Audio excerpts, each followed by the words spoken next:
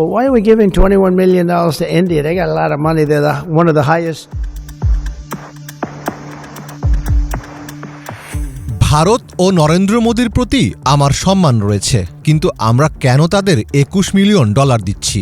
সম্প্রতি এভাবেই ভারতে আর্থিক সহায়তা বন্ধের পক্ষে সরাসরি অবস্থান নিয়েছিলেন মার্কিন প্রেসিডেন্ট ডোনাল্ড ট্রাম্প। শুধু তাই নয়, ভারত ব্যবসা করার জন্য খুবই কঠিন একটি জায়গা এবং দেশটিতে ফ্রড লোকদের দৌরাত্ম্য বেশি, এমন মন্তব্য করেছিলেন Trump. But India is a very hard place to do business in because of the tariffs. They have. তবে ভারতকে নিয়ে ট্রাম্পের অসন্তুষ্টি থাকলেও সেটিকে একদমই তোয়াক্কা করছেন না তার ঘনিষ্ঠ সঙ্গী ইলন মাস্ক। মার্কিন প্রেসিডেন্ট যেখানে ভারতের ওপর সমহারে শুল্ক বসানোর কথা বলছেন, সেখানে ইলন মাস্ক ভারতে টেসলার কারখানা ও শোরুম খোলার পরিকল্পনা করছেন, আর এতেই বেজায় চটেছেন ট্রাম্প। ফলে প্রশ্ন উঠেছে, এবার কি ভারত ইস্যুতে ট্রাম্প মাস্ক সম্পর্কের ফাটল ধরবে? দিন কয়েক আগেই যুক্তরাষ্ট্র সফরে গিয়েছিলেন ভারতের প্রধানমন্ত্রী নরেন্দ্র মোদী। সেখানে তিনি সাক্ষাৎ করেন মার্কিন ধনকুবের ইলন মাস্কের সঙ্গে। এরপর খবর আসে মাস্কের মালিকানাধীন বৈদ্যুতিক গাড়ি নির্মাতা প্রতিষ্ঠান টেসলা ভারতে উৎপাদন এবং ব্যবসা শুরু করতে যাচ্ছে। তবে এ খবরে ভারতীয়দের মধ্যে উচ্ছ্বাস দেখা দিলেও বিষয়টি ভালোভাবে নেননি প্রেসিডেন্ট ডোনাল্ড ট্রাম্প। তার মতে, টেসলা যদি ভারতে কারখানা চালু করে তবে সেটি যুক্তরাষ্ট্রের প্রতি অন্যায় হবে, আর ট্রাম্পের এই মন্তব্যকে ইলন মাস্কের জন্য একটি সতর্ক বার্তা হিসেবেই আখ্যা দিচ্ছে যুক্তরাষ্ট্রের বিভিন্ন গণমাধ্যম। সম্প্রতি ফক্স নিউজকে দেওয়া এক সাক্ষাৎকারে ট্রাম্প বলেন, বিশ্বের প্রতিটি দেশ আমাদের কাছ থেকে সুবিধা নেয় এবং শুল্ক দিয়ে তা নিশ্চিত করে। বিশেষ করে ভারতের শুল্ক ব্যবস্থার কারণে তাদের বাজারে গাড়ি বিক্রি প্রায় অসম্ভব। টেসলা যদি ভারতে গিয়ে কারখানা বানায় তবে তা যুক্তরাষ্ট্রের সঙ্গে অন্যায় হবে। নরেন্দ্র মোদী যখন যুক্তরাষ্ট্র সফরে গিয়েছিলেন তখন প্রেসিডেন্ট ট্রাম্প ছাড়াও সরকারি দক্ষতা বিষয়ক বিভাগের প্রধানের দায়িত্ব পাওয়া ইলন মাস্কের সাথে একটি বৈঠকে বসেছিলেন তিনি। কিন্তু সেটি সরকারিভাবে আয়োজিত কোনো বৈঠক ছিল কিনা তা জানতে ট্রাম্পকে সাংবাদিকরা প্রশ্ন করলেও সেই ব্যাপারে বিস্তারিত কিছুই বলতে পারেননি ট্রাম্প। ফলে ধারণা করা হচ্ছে একসাথে ট্রাম্প এবং মাস্ক দুজনকেই ম্যানেজ করার কৌশল নিয়েই মার্কিন মুলুকে এসেছিলেন Modi. Are you talking about me? No, Elon Musk. Elon, I don't know. They met. গত কয়েক বছর ধরে টেসলা ভারতের বাজারে আসতে চাইলেও উচ্চ শুল্কের কারণে কোম্পানিটি এতদিন ভারতে প্রবেশ করেনি। তবে ভারত সরকার সম্প্রতি $40,000 মার্কিন বেশি মূল্যের বিলাসবহুল গাড়ির উপর মৌলিক কাস্টমস শুল্ক 110% থেকে কমিয়ে 70% করেছে। এরই মধ্যে টেসলার ওয়েবসাইট এবং লিঙ্কডিন থেকে ভারতে 13টি পদের জন্য নিয়োগ বিজ্ঞপ্তিও দেওয়া হয়েছে। মুম্বাই ভিত্তিক ওইসব পদ মূলত গ্রাহক সেবা এবং প্রশাসনিক কাজ দেখভালের জন্য। টেসলার লক্ষ্য মূলত 25 থেকে 30 লাখ রুপির মধ্যে গাড়ি তৈরি করা। ভারতের আশপাশের দেশগুলোতে গাড়ি রপ্তানির পরিকল্পনাও আছে তাদের। ফলে অনেকেই মনে করছেন টেসলার হাত ধরে ভবিষ্যতে বৈদ্যুতিক গাড়ি নির্মাণের হটস্পট হতে পারে Bharat. Mir Fazle Rabbi, Bangla vision. You can't live in Gaza right now. মার্কিন প্রেসিডেন্ট ডোনাল্ড ট্রাম্পের গাজা দখল ঠেকাতে একজোট হয়ে মাঠে নেমেছে মুসলিম বিশ্বের 7টি দেশ। ফিলিস্তিনিদের নিজ ভূখণ্ডে রেখেই ধ্বংসের নগরী পুনর্গঠনের পরিকল্পনা করছে মিশর, জর্ডান, কাতার, সৌদি আরব, সংযুক্ত আরব আমিরাত, কুয়েত ও বাহরাইন। সে লক্ষ্যে গত 21 ফেব্রুয়ারি শুক্রবার সৌদি যুবরাজ মোহাম্মদ বিন সালমানের আহ্বানে রিয়াদে অনুষ্ঠিত এক বৈঠকে যোগ দেন আরব রাষ্ট্রনেতারা। গাজা নিয়ে ব্যবসা করার যে পায়তারা করছেন ট্রাম্প, সেই ষড়যন্ত্রে কান না দিয়ে মিশরের দেয়া বিকল্প প্রস্তাব বাস্তবায়নে শুরু হয়েছে তোড়জোড়। মার্কিন অর্থ সহায়তা বন্ধের ঝুঁকি থাকার পরেও কেন আমেরিকার বিরুদ্ধে দাঁড়িয়েছে মিশর ও জর্ডান? কি আছে মিশরীয় প্ল্যানে? ইসরায়েল ও তার পশ্চিমা মিত্ররা কি মেনে নেবে আরবদের দেয়া প্রস্তাব? আরব দেশগুলো শক্ত অবস্থান নিলে মধ্যপ্রাচ্যে বিশ্বস্ত মিত্র হারাবেন ডোনাল্ড ট্রাম্প। সাম্প্রতিক বৈঠকে সুনির্দিষ্ট কোনো বিষয়ে আরব নেতাদের সম্মতির ব্যাপারে আনুষ্ঠানিক কোনো তথ্য জানা যায়নি। তবে ধারণা করা হচ্ছে গাজা পুনর্গঠন করার যে পরিকল্পনা দিয়েছে মিশর, সেটা নিয়েই সামনে আগাতে আগ্রহী গালফভুক্ত দেশগুলো। 3 ধাপের সম্ভাব্য পরিকল্পনার কোনো খসড়া এখনও প্রকাশ করা হয়নি। তবে মিশরীয় কূটনৈতিক সূত্রের বরাতে Al Jazeera, Middle East Eye সহ বেশ কিছু প্রভাবশালী গণমাধ্যম জানিয়েছে পূর্ণাঙ্গ প্ল্যান বাস্তবায়নে সময় লাগতে পারে 3 থেকে 5 বছর। মিশরীয় পরিকল্পনার প্রথম 6 মাসে সরানো হবে গাজার ধ্বংসস্তূপ, তৈরি করা হবে কয়েকটি সেফ জোন, গাজাবাসীর জন্য নির্মাণ করা হবে ভ্রাম্যমাণ ও অস্থায়ী বাসস্থান এবং আশ্রয়স্থল, নিশ্চিত করা হবে ত্রাণ ও প্রয়োজনীয় সব সহায়তা। উপত্যকার অবকাঠামো পুনরুদ্ধার এবং পুনর্নির্মাণের একটি বিস্তারিত পরিকল্পনা প্রণয়ন করা হবে দ্বিতীয় ধাপে। তৃতীয় ধাপটি হবে পরিকল্পনার সবচেয়ে গুরুত্বপূর্ণ অংশ। এই পর্যায়ে সামনে আনা হবে ইসরায়েল ও ফিলিস্তিন 2 রাষ্ট্রভিত্তিক রাজনৈতিক সমাধানের বিষয়, যার মধ্য দিয়ে ফিলিস্তিন পাবে স্বাধীন রাষ্ট্রের মর্যাদা। স্থানীয় বাসিন্দাদের সমন্বয়ে গঠিত হবে সরকার, থাকবে ফিলিস্তিনের নিজস্ব সিকিউরিটি ফোর্স। তবে এসব ক্ষেত্রে হামাসের অবস্থান কী হবে তার বিস্তারিত জানা যায়নি। বিনা খরচে তেল সমৃদ্ধ গালফ রাষ্ট্রগুলোতে একটি স্থায়ী ঠিকানা তৈরির মতলবেই গাজা দখলে নিতে চাইছেন ডোনাল্ড ট্রাম্প, যদিও এমন ষড়যন্ত্র প্রত্যাখ্যান করেছে আরব দেশগুলো। জাতিসংঘ, বিশ্বব্যাংক ও ইউরোপীয় ইউনিয়নের যৌথ হিসাব অনুসারে গাজা পুনর্গঠনে খরচ হবে $50 বিলিয়ন বেশি অর্থ। প্রথম 3 বছরে কম করে হলেও প্রয়োজন হবে $20 বিলিয়ন। আর্থিক টানাপোড়েনের মধ্যে আছে মিশর ও জর্ডান। সেক্ষেত্রে আন্তর্জাতিক বিশ্লেষকদের ধারণা, মার্কিন সহায়তা ছাড়া এত বড় খরচের যোগান দিতে এগিয়ে আসবে সৌদি আরব, সংযুক্ত আরব আমিরাত ও কাতার। স্বাধীন ফিলিস্তিন রাষ্ট্র গঠন এবং গাজা ও দখলকৃত পশ্চিম তীরকে একটি ফিলিস্তিনি সরকারের অধীনে আনার ব্যাপারে বরাবরই বিরোধিতা করে আসছে ইসরায়েল। মার্কিন সহায়তার উপর গভীরভাবে নির্ভরশীল হলেও নিজেদের স্বার্থেই গাজাবাসীকে সরিয়ে দেওয়ার বিষয়টি মানবে না জর্ডান ও মিশর। অন্যদিকে গাজার ক্ষমতায় স্বাধীনতাকামী কোনো সশস্ত্র গোষ্ঠীকেও দেখতে চাইবে না আরব নেতারা। মিশরীয় প্রস্তাবে তেল আবিবের অবস্থান কি হবে, ট্রাম্প কি করবেন, সমঝোতা হলে আদৌ টিকবে কিনা, এসব নানামুখী জটিলতার মাঝে কোন দিকে গড়াবে গাজা পরিস্থিতি সেটা এখনও ঢেকে আছে অনিশ্চয়তায়। হাফিজুল ইসলাম, বাংলা ভিশন।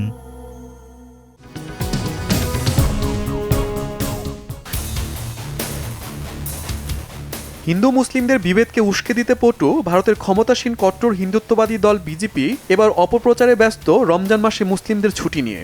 সম্প্রতি রমজানে ভারতের তেলেঙ্গানায় মুসলিম কর্মচারী-কর্মকর্তাদের 1 ঘণ্টা আগে অফিস ছুটির ঘোষণা দিয়েছেন মুখ্যমন্ত্রী রেবন্ত রেড্ডি। আর এ নিয়েই বেজায় চটেছেন দেশটির প্রধানমন্ত্রী নরেন্দ্র মোদীর দল বিজেপি। তাদের প্রশ্ন, কেন হিন্দু উৎসবে এই ধরনের ছুটি দেওয়া হয় না? মুসলিমদের এই ছুটির বিরোধিতা করে বিজেপি বলছে, তেলেঙ্গানার মুখ্যমন্ত্রী মুসলিম ভোট পেতে তুষ্টির রাজনীতি করছে। শুধু রমজান মাসে মুসলিমদের অগ্রিম ছুটির ঘটনাই না, যে কোনো মুসলিম ইস্যুতে মুসলিম ও হিন্দু সম্প্রদায়ের মধ্যে দূরত্ব বিভেদ তৈরি করাই যেন বিজেপি এবং এর আদর্শিক সংগঠন আরএসএস এর প্রধান লক্ষ্য। বছরের পর বছর ধরে মুসলিমদের নেতিবাচকভাবে উপস্থাপন ও হিন্দু সম্প্রদায়কে উস্কে দেওয়ার কাজ করে আসছে হিন্দুত্ববাদী সংগঠন দুটি, এমন দাবি স্থানীয় ভারতীয়দের। তেলেঙ্গানা সরকারের দাবি, প্রতি বছরই রমজান মাসে মুসলিমদের জন্য বিশেষ কিছু সুযোগ সুবিধার ব্যবস্থা করে থাকে। সে উপলক্ষে আসছে রমজানে মুসলিমদের জন্য 5টার পরিবর্তে 1 ঘণ্টা আগে 4টায় অফিস ছুটির ঘোষণা দেওয়া হয়। যুক্তিসঙ্গত বিষয়টিকে ভিন্ন খাতে পরিচালনা করে ভারতীয় জনতা পার্টি বিজেপি। ভারতে মুসলিমদের নিয়ে বিজেপির বিদ্বেষের রাজনীতি নতুন কিছু নয়। গেল 29 জানুয়ারি কুম্ভ মেলায় পদদলিত হওয়ার ঘটনায় আহতদের জন্য মসজিদ ও বাড়ির দরজা খুলে দেয় স্থানীয় মুসলিমরা। কিন্তু বিজেপির কট্টর নীতিতে মুসলিমদের এই ভালো কাজ মেইনস্ট্রিম মিডিয়া পর্যন্ত পৌঁছায় না। সামাজিক যোগাযোগ মাধ্যমে মুসলিমদের আশ্রয়ের বিষয়টি ঢালাওভাবে উঠে এলেও বিজেপির কট্টর নীতিতে তা প্রচার ও প্রসারের সুযোগ পায় না। এর আগে বাংলাদেশের হিন্দু সম্প্রদায়ের নেতা চিন্ময় কৃষ্ণদাস ইস্যুতে ভারতে ব্যাপক বিক্ষোভ ও জ্বালাও পোড়ার ঘটনা ঘটে। সেখানেও ভারতীয় বিজেপি সরকারের আদর্শিক সংগঠন রাষ্ট্রীয় স্বয়ং সংঘ বা আরএসএস হিন্দুদের উস্কে দিয়েছে এমন অভিযোগ পাওয়া যায় এবং সেই ঘটনায় ভারতে অবস্থিত বাংলাদেশের সহকারী হাইকমিশনে পর্যন্ত হামলা হয়। দুই দেশের মধ্যে অস্থিরতার সৃষ্টি হয়। আরএসএস সেই সময় একটি সংগঠন তৈরি করে মুসলিমদের বিরুদ্ধে উস্কে দেয়। গণমাধ্যমে বিষয়টি বেশ চাঞ্চল্য সৃষ্টি করে। বিশ্লেষকরা বলছেন, ভারতীয় মুসলিম ও হিন্দুদের মধ্যে এই বিভেদ বিজেপি সরকারের আমলেই সবচেয়ে বেশি দেখা গেছে। সময়ের সাথে সাথে এটি আরও বাড়ছে। Shahid Arafat, Bangla vision, news desk.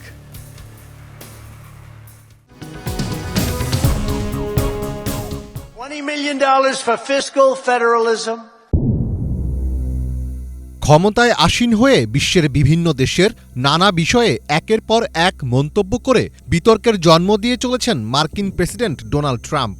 সম্প্রতি বাংলাদেশের অজ্ঞাত একটি ফার্মকে যুক্তরাষ্ট্রের আন্তর্জাতিক সহায়তা সংস্থা ইউএসএইডের $29 মিলিয়ন অর্থায়ন করার দাবি নানা আলোচনার জন্ম দিয়েছে। এবার বাংলাদেশ নিয়ে আরও বিস্ফোরক মন্তব্য করলেন ট্রাম্প। এবার ট্রাম্প জানালেন, কারা পেয়েছে সেই অনুদান, কী কাজে লাগানো হতো সেই অর্থ? গত 15 ফেব্রুয়ারি বাংলাদেশে মার্কিন অর্থায়নের বিষয়টি প্রথম সামনে আসে। সেদিন ইলন মাস্কের নেতৃত্বাধীন যুক্তরাষ্ট্রের সরকারি দক্ষতা বিষয়ক বিভাগ DOGE জানিয়েছিল বাংলাদেশ, ভারতসহ বিভিন্ন দেশে নানা প্রকল্পে USAIDর অর্থায়ন বাতিল করা হয়েছে। তাদের দেওয়া তথ্যমতে বাংলাদেশে রাজনৈতিক পরিস্থিতি শক্তিশালী করার লক্ষ্যে নেওয়া একটি প্রকল্পে এই অর্থ দেওয়া হচ্ছিল। এরপর গত শুক্রবার হোয়াইট হাউসের এক অনুষ্ঠানে দেওয়া বক্তব্যে এ প্রসঙ্গ টানেন ডোনাল্ড ট্রাম্প। সেখানে তিনি বলেন, বাংলাদেশের রাজনীতি শক্তিশালী করতে $29 মিলিয়ন এমন এক সংস্থার কাছে গেছে যার নাম আগে কেউ শোনেনি। সেই সংস্থায় মাত্র 2 জন কাজ করেন বলেও দাবি করেন Trump. $29 million to strengthen the political landscape in Bangladesh went to a firm that nobody ever heard of. এবার কনজারভেটিভ পলিটিক্যাল অ্যাকশন কনফারেন্সে আবার সে প্রসঙ্গে কথা বললেন মার্কিন প্রেসিডেন্ট ডোনাল্ড ট্রাম্প। শনিবার মেরিল্যান্ডের একটি মিলনায়তনে দলীয় ওই অনুষ্ঠানে ট্রাম্প বলেন, বাংলাদেশের উগ্র বামপন্থী কমিউনিস্টদের ক্ষমতায় আনতেই সেই অর্থ ব্যবহার করা হয়েছিল। বাংলাদেশে $29 মিলিয়ন গেছে রাজনৈতিক পরিমণ্ডলকে শক্তিশালী করতে, যাতে তারা উগ্র বাম কমিউনিস্টদের ভোট দিতে পারেন। ফক্স নিউজের শেয়ার করা 1 ঘন্টা 13 মিনিট 33 সেকেন্ডের সেই ভিডিওতে 40 মিনিটের সময় ট্রাম্পকে বাংলাদেশ প্রসঙ্গে কথা বলতে শোনা যায়। বাংলাদেশ ছাড়াও তিনি ভারতের জন্য খরচ করা $18 মিলিয়ন সমালোচনা করেন। $29 million goes to strengthen the political landscape and help them out so that they can vote for a radical left communist in Bangladesh. বাংলাদেশে সক্রিয় বেসরকারি সাহায্য সংস্থার বৈদেশিক অনুদান ছাড় করে থাকে এনজিও বিষয়ক ব্যুরো। ট্রাম্পের ওই বক্তব্যের পর এনজিও বিষয়ক ব্যুরো কর্তৃপক্ষ যুক্তরাষ্ট্রের অনুদান যেসব এনজিও পেয়ে থাকে তাদের তহবিল পর্যালোচনা করে। বিভিন্ন গণমাধ্যম ও এনজিও ব্যুরো সূত্রে জানা যায়, যুক্তরাষ্ট্রের আন্তর্জাতিক উন্নয়ন সংস্থা USAIDের মাধ্যমে বাংলাদেশের 76টি এনজিও অনুদান পায়। সে তালিকা পর্যালোচনা করে গত 7 বছরে বাংলাদেশে কোনো বেসরকারি সংস্থার $29 মিলিয়ন অনুদান পাওয়া বা ছাড়ের তথ্য পাওয়া যায়নি। এনজিও সংশ্লিষ্টরা বলছেন, ডোনাল্ড ট্রাম্পের এমন দাবিকে অস্বাভাবিক মনে করেন তারা।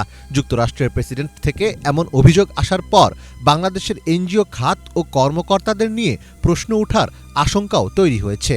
ফলে অনেকেই মনে করেন, ট্রাম্পের এমন বক্তব্যের পর যুক্তরাষ্ট্র কিংবা USAIDর উচিত কারা সেই অর্থ পেয়েছে সেটি প্রকাশ করা। বিশ্বজুড়ে USAIDর তহবিল বন্ধের বৈধতা দিতে ট্রাম্প এমন যুক্তি তুলে ধরছেন বলেও মনে করছেন বিশেষজ্ঞদের অনেকে। মীর ফজলে রাব্বি, বাংলা ভিশন।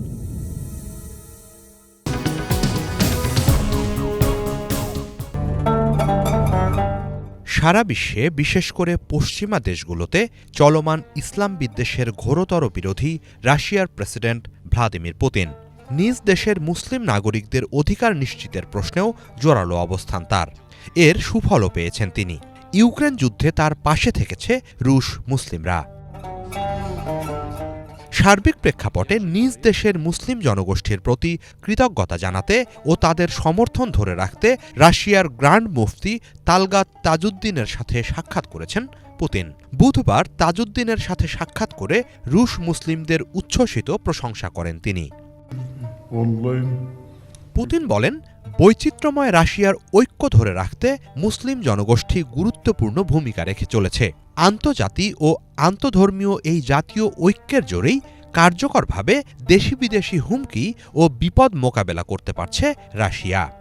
মুসলিম জনগোষ্ঠী ও তাদের প্রতিনিধিরা আমাদের জাতীয় ঐক্য ও সম্মিলিত সংহতি ধরে রাখতে ব্যাপক ভূমিকা রাখছে। সেই শক্তিতেই আমরা দেশের বিরুদ্ধে সব ধরনের অভ্যন্তরীণ ও আন্তর্জাতিক হুমকি আর বিপদ কার্যকরভাবে ঠেকিয়ে দিতে পারছি এবং দেশকে সামনের দিকে এগিয়ে নিয়ে যেতে পারছি। পুতিন আরও বলেন, মুসলিমরা রাশিয়ার অবিচ্ছেদ্য অংশ। দেশের উন্নয়নে এবং শান্তি ও সংহতি রক্ষায় মুসলিম জনগোষ্ঠীর বিপুল অবদান অনস্বীকার্য। আমি আপনি সহ অন্য আধ্যাত্মিক নেতা ও মুসলিমদের কৃতজ্ঞতা জানাতে চাই। সকল মুসলিম রাশিয়ার অবিচ্ছেদ্য অংশ। রুশ ফেডারেশনের মানুষদের মাঝে আন্তধর্মীয় ঐক্য ধরে রাখার ক্ষেত্রে আপনি অসামান্য অবদান রেখে চলেছেন। আপাত এক নজরে এই দেশকে জটিল মনে হলেও যখনই আমরা কোনো বিপদে পড়ি তখনই আমরা একত্রিত হই আর শক্তিশালী হয়ে উঠি। এটাই আমাদের বৈচিত্র্যের শক্তি। এ সময় পুতিনের প্রতি সমর্থন জানিয়ে সাহস ও শক্তির প্রতীক হিসেবে তাকে মহামূল্যবান ঢাল ও তলোয়ার উপহার দেন গ্র্যান্ড মুফতি। রাশিয়ার আত্মরক্ষার প্রশ্নে ইউক্রেন যুদ্ধে ধর্মীয় নেতারা বরাবরই পুতিনের পাশে আছে এবং থাকবে বলেন তিনি। রাশিয়ার সেন্ট্রাল স্পিরিচুয়াল অ্যাডমিনিস্ট্রেশন অব মুসলিমসের চেয়ারম্যানের দায়িত্ব পালন করছেন গ্র্যান্ড মুফতি তালগাত তাজউদ্দিন। কেবল নিজ দেশের মুসলিম জনগোষ্ঠী নয়, সাম্প্রতিক বছরগুলোতে বিশ্বব্যাপী মুসলিমদের অধিকারের প্রশ্নে সরব পুতিন। পশ্চিমা দেশগুলোতে ইসলাম বিদ্বেষ ভয়াবহ আকার ধারণ করলেও নিজ দেশে এর বিরুদ্ধে কঠোর অবস্থানে তিনি। নানা সময় পশ্চিমের বিভিন্ন দেশে কোরআন পোড়ানোর বিরুদ্ধেও ব্যাপক নিন্দা জানিয়েছেন এই বিশ্বনেতা। একই সাথে স্বাধীন ফিলিস্তিন প্রতিষ্ঠার একজন জোরালো সমর্থকও তিনি। এদিকে ইউক্রেন যুদ্ধের তৃতীয় বর্ষপূর্তি ঘিরে পুতিন যখন গ্র্যান্ড মুফতির সাথে সাক্ষাৎ করছেন, সে সময় কিয়েভ সফর করেছেন পশ্চিমা নেতারা। সফরকালে রাশিয়ার বিরুদ্ধে যুদ্ধে কিয়েভের পাশে থাকার অঙ্গীকার পুনর্ব্যক্ত করেন তারা। অনেকেই নতুন সহায়তার ঘোষণা দেন। তবে মার্কিন প্রেসিডেন্ট ডোনাল্ড ট্রাম্পের প্রশাসন ইউক্রেনকে দীর্ঘমেয়াদী সহায়তা দিয়ে যাওয়ার বিরুদ্ধে অবস্থান নিয়েছে। হিজল জোবায়ের, বাংলা ভিশন।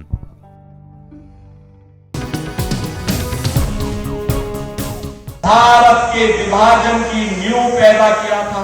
ভারতে মুসলিমদের বিরুদ্ধে প্রকাশ্যে বিষোদ্গার ছড়ানোকে যেন নেশায় পরিণত করেছেন উত্তরপ্রদেশের মুখ্যমন্ত্রী যোগী আদিত্যনাথ।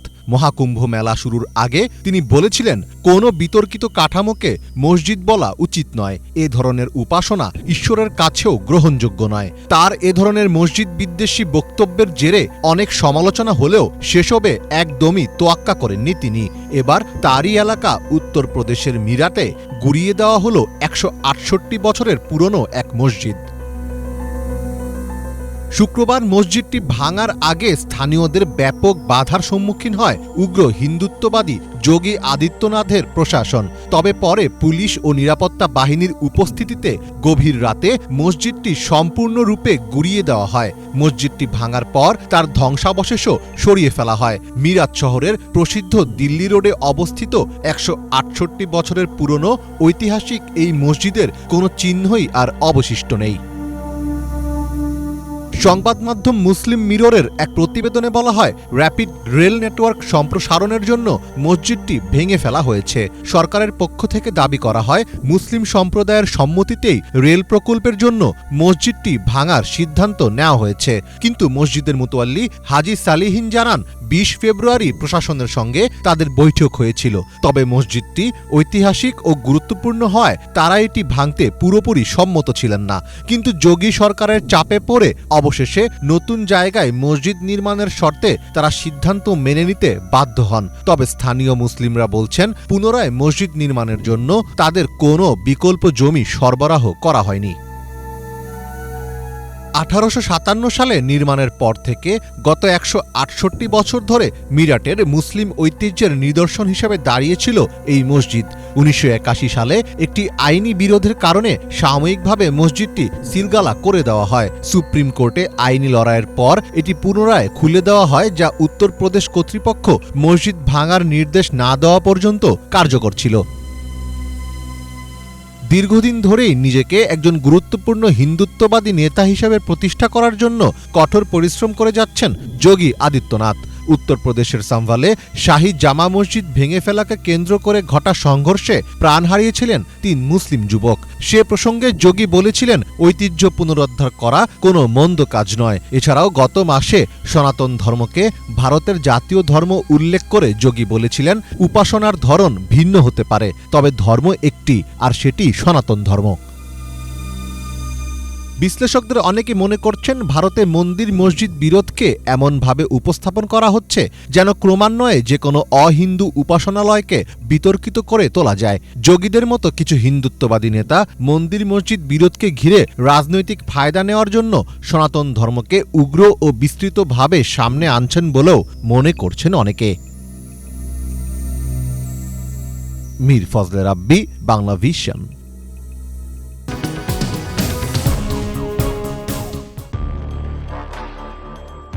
ফিলিস্তিনের যুদ্ধবিধ্বস্ত গাজা শহরকে রূপান্তরিত করে সৈকতের শহর বানানো নিয়ে মার্কিন প্রেসিডেন্ট ডোনাল্ড ট্রাম্পের পরিকল্পনা বিশ্বব্যাপী ব্যাপক সমালোচনার মুখে পড়েছে। বিশেষ করে মধ্যপ্রাচ্যের দেশগুলো এক বাক্যে এই পরিকল্পনা প্রত্যাখ্যান করে আসছে। এরপরও নাছোড়বান্দা ট্রাম্প এ নিয়ে একের পর এক মন্তব্য করেই যাচ্ছেন।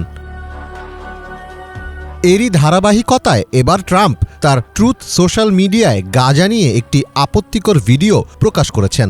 বুধবার সেই ভিডিও নিজের ট্রুথ সোশ্যাল প্ল্যাটফর্মে শেয়ার করেছেন ট্রাম্প নিজেই। ট্রাম্প, ইলন মাস্ক ও নেতানিয়াহুকে নিয়ে তৈরি করা সেই এআই ভিডিওতে ট্রাম্পের প্রস্তাবিত নতুন গাজার চিত্র ফুটিয়ে তোলা হয়েছে।